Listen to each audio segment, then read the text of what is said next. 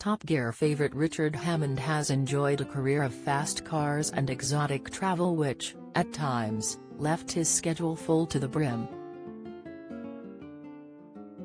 However, his relationship with his two daughters has been impacted enormously by it, as he revealed in a very candid podcast interview. "I've been able to provide well for my girls," he mused, before adding wistfully, "but I wish I'd been there more, of course I do. Life would be so different," the Top Gear star exclaimed, pondering the fact that his two girls feel they belong in their home county of Hertfordshire, while he has constantly been posted in London or abroad. "I am hideously addicted to work," he continued, describing it as self-verification, and the reward that I probably shouldn't have had. "Is there a cost to that?" podcast host Stephen Bartlett then quizzed. "Yeah, if you're not careful, your relationships," Richard replied.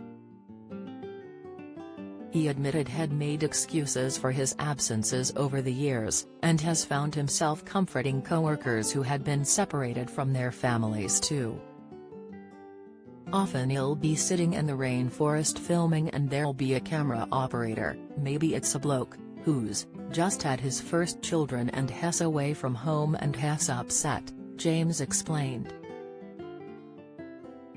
"I've said to them you've got to remember you're their first example of how to lead a life," he explained, while being interviewed on the popular podcast, Diary of a CEO.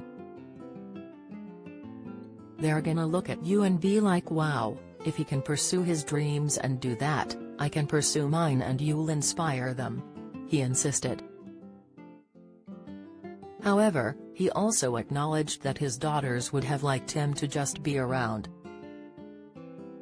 Although he missed out on milestone moments with the two daughters he shares with wife Mindy, Willow and Isabella, he insists the amazing stories he came back with were his way to entertain them.